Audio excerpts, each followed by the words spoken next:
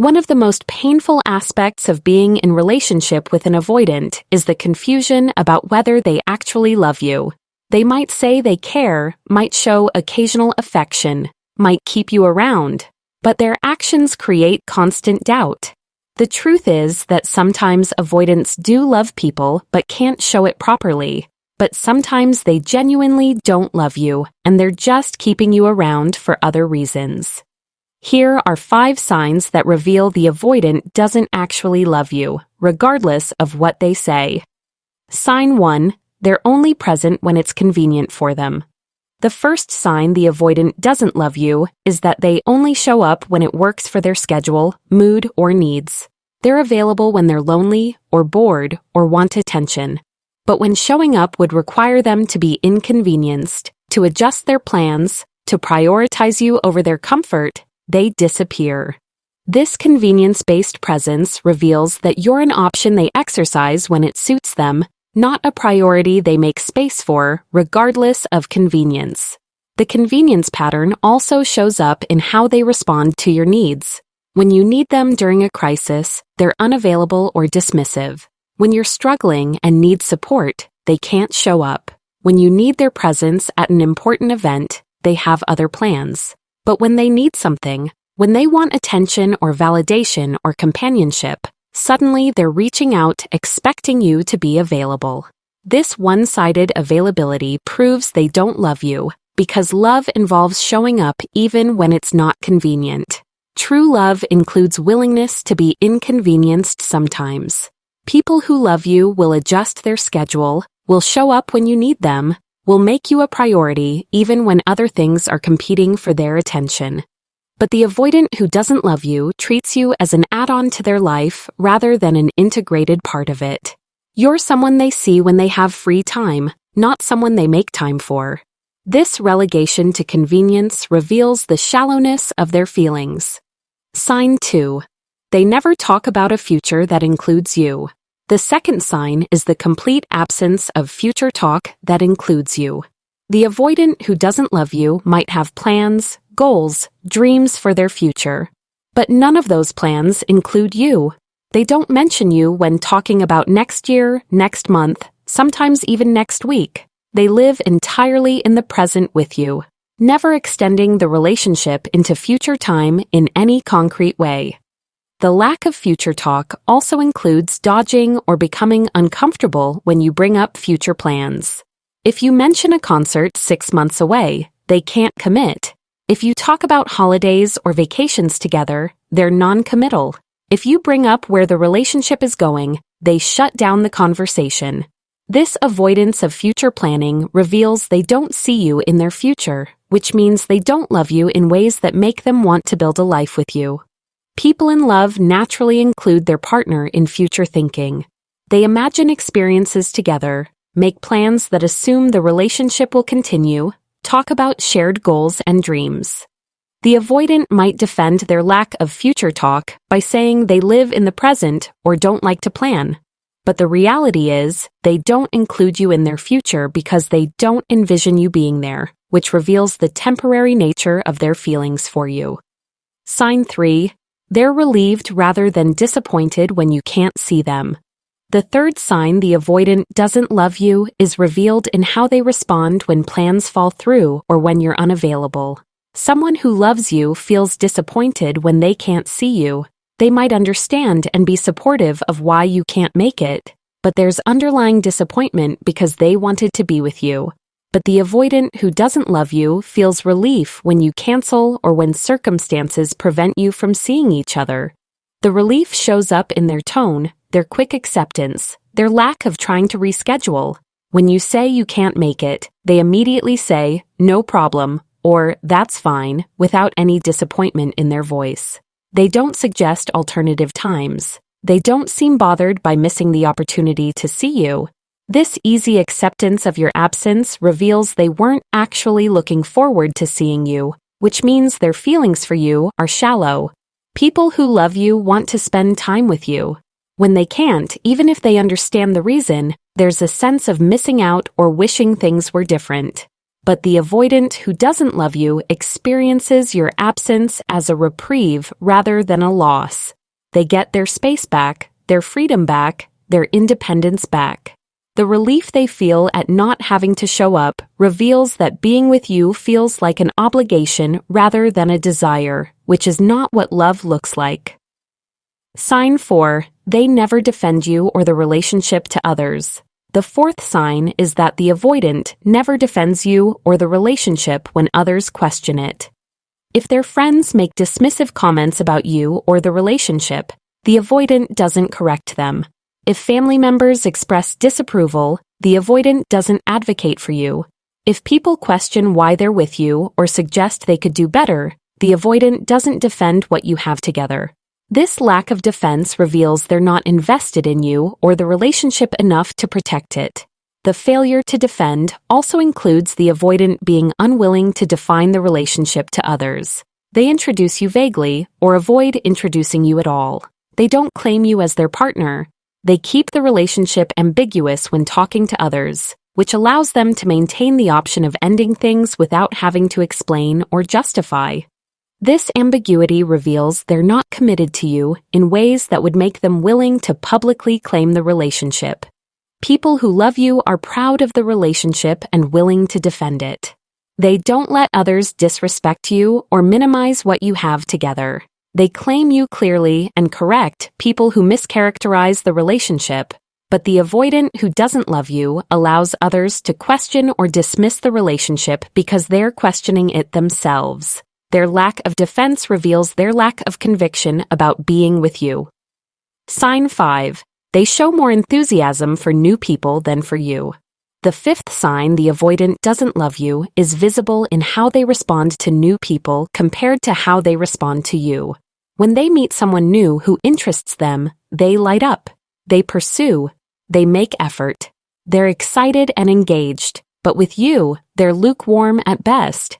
The contrast between their enthusiasm for new people and their lack of enthusiasm for you reveals that you're not actually the person they want. You're just the person they have. The comparison also shows in how they talk about new people versus how they talk about you. New people are interesting, attractive, impressive, but you're just there. They don't talk about you with excitement or admiration. They don't brag about you or seem impressed by you. They've settled into taking you for granted while maintaining the capacity to be excited about others, which reveals their feelings for you are bland and habitual rather than genuinely loving. This pattern is particularly painful because it shows the avoidant is capable of enthusiasm and pursuit. They can make effort and show excitement when someone triggers that response in them, but you don't trigger it.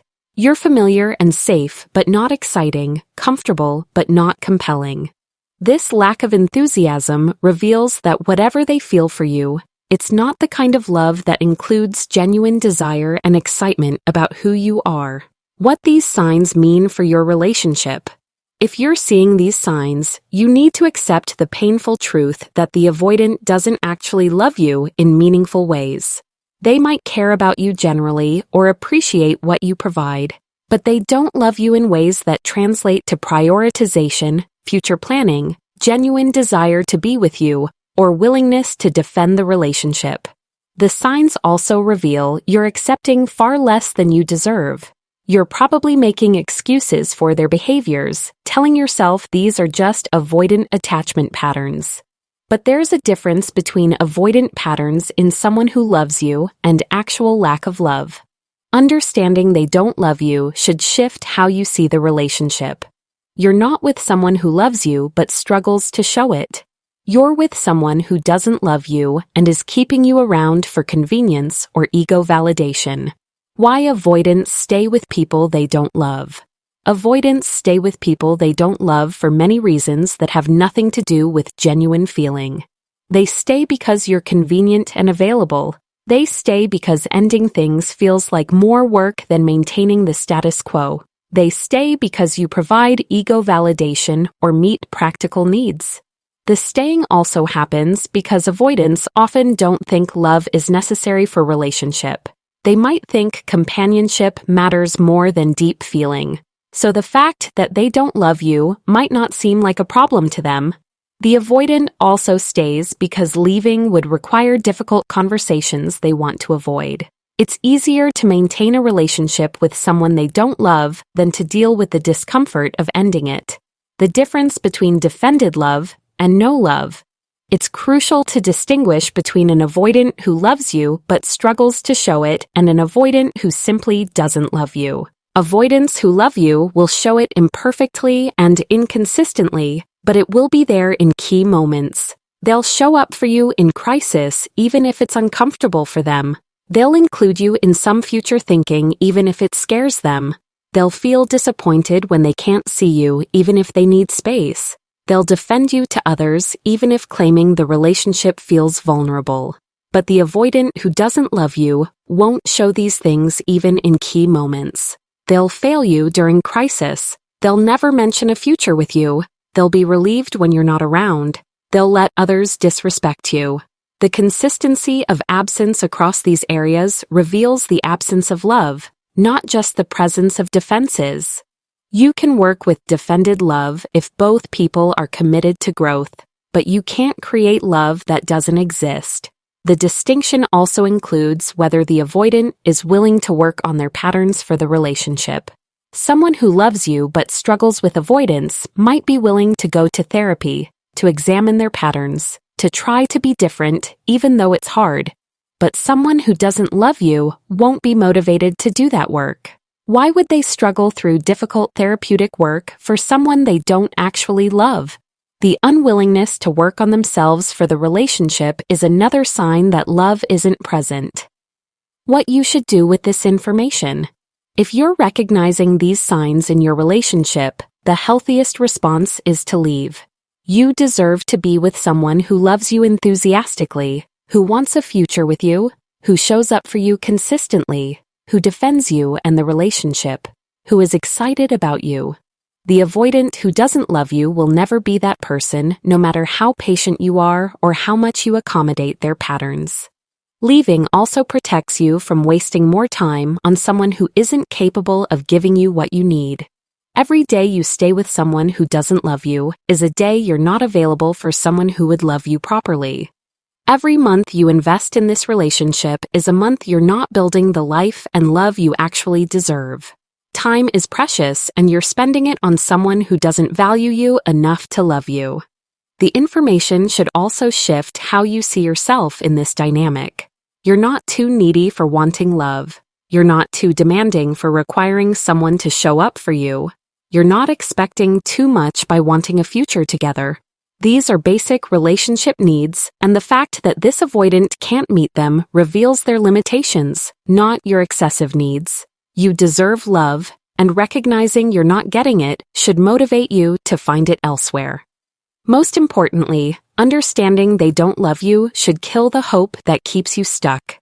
Hope that they'll change, that they'll realize your value, that their feelings will deepen over time. That hope is based on the false premise that they love you but can't show it. But if they don't actually love you, there's nothing to deepen, nothing to realize, nothing that will change. Killing that hope is painful, but it's also liberating because it frees you to leave and find someone capable of the love you deserve. How to stop making excuses for their lack of love. One of the biggest obstacles to recognizing these signs is the tendency to make excuses for the avoidance behavior.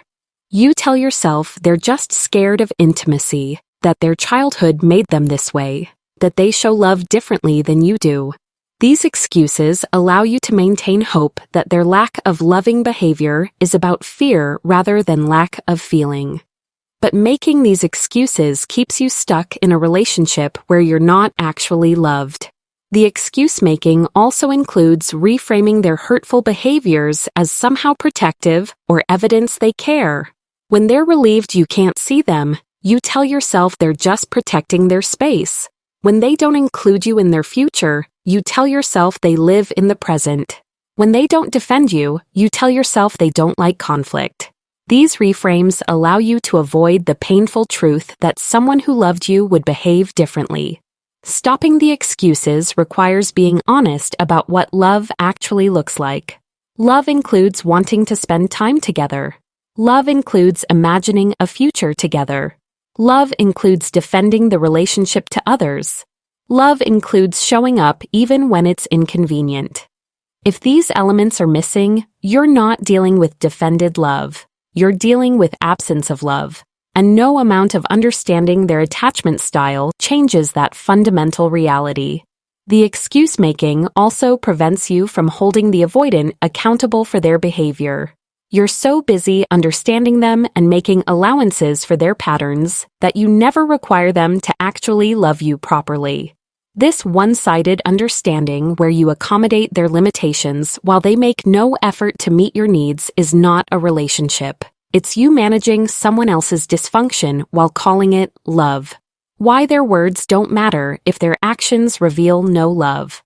Avoidants who don't love you might still say they care, might occasionally say, "I love you," might make verbal commitments they don't keep, but their words are meaningless if their actions consistently reveal the absence of love. You can't build a relationship on words while actions contradict them. The actions are the truth. The words are just what they say to keep you around without having to actually love you properly. The disconnect between words and actions also serves to confuse you and keep you hopeful. When you're about to leave because their actions show they don't love you, they say something that makes you think maybe they do. This pattern of using words to contradict the evidence of actions is manipulative, whether it's conscious or not. It keeps you engaged in a relationship where you're not loved while maintaining plausible deniability for the avoidant. Focusing on actions rather than words also protects you from being gaslit. The avoidant might tell you that you're too demanding, too needy, expecting too much. But if you look at their actions rather than listening to their words, you can see clearly that they're not showing up for you in basic ways. This clarity helps you trust your own perception rather than doubting yourself because their words say one thing while their actions say another. Most importantly, actions reveal what someone actually values and prioritizes. Words are easy. Anyone can say they love you. But showing up consistently, including you in their future, defending you to others, being disappointed when they can't see you, these actions require actual investment and feeling. If the actions aren't there, the love isn't there regardless of what words are being spoken. The cost of staying with someone who doesn't love you. Staying in a relationship with an avoidant who doesn't love you costs you more than just time. It costs you your self-esteem as you accept treatment that suggests you're not valuable enough to love properly. It costs you your sense of reality as you make excuses for behaviors that you know aren't loving. It costs you opportunities for real love because you're not available to people who could actually love you well. The staying also costs you your emotional health. You're constantly anxious about where you stand, constantly interpreting mixed signals, constantly hoping for change that never comes. This state of chronic uncertainty and unmet needs creates anxiety, depression, and erosion of your well-being. You're damaging yourself by staying in a situation where you're fundamentally not loved, and that damage compounds the longer you stay. The cost also includes losing yourself. You shrink to accommodate their limitations. You minimize your needs to avoid being too much. You stop expecting basic relationship behaviors because expecting them creates conflict. Over time, you become a smaller, more anxious, more uncertain version of yourself. This loss of self is the highest cost of staying with someone who doesn't love you, and it's a cost that affects every area of your life beyond just the relationship. Understanding these costs should motivate you to leave even though leaving is painful. Yes, ending the relationship hurts. But staying hurts more, and the hurt of staying is continuous and corrosive, while the hurt of leaving is acute but healing. Choose the pain that leads to freedom and growth over the pain that leads to continued diminishment. How to trust yourself when recognizing these signs. When you start recognizing these signs, you might doubt yourself. The avoidant will likely tell you you're wrong, you're misinterpreting, you're being too sensitive. But you need to trust your perception. If you consistently see these signs, If the pattern is there across multiple areas and over time, you're seeing accurately. The avoidant doesn't love you, and trusting that assessment is crucial for protecting yourself. Trusting yourself also means believing you deserve more than what this relationship offers. You deserve to be loved enthusiastically, to be included in someone's future, to be with someone who shows up for you consistently. These aren't excessive needs. They're basic relationship requirements. If the avoidant tells you these expectations are too much, that's evidence they don't love you enough to meet reasonable standards. The trust also includes believing your feelings about the relationship. If you feel unloved, uncertain, anxious most of the time, those feelings are information. Don't let the avoidant's words or occasional gestures override what you feel the majority of the time. Your predominant emotional experience of the relationship is more accurate than the occasional good moments. Most importantly, trust that you have the strength to leave and build a better life. The fear of being alone or not finding someone else often keeps people in relationships where they're not loved. But being alone is better than being with someone who doesn't love you, and being available for real love requires leaving the situation where love is absent. Trust yourself enough to choose the uncertain possibility of real love over the certain reality of being unloved.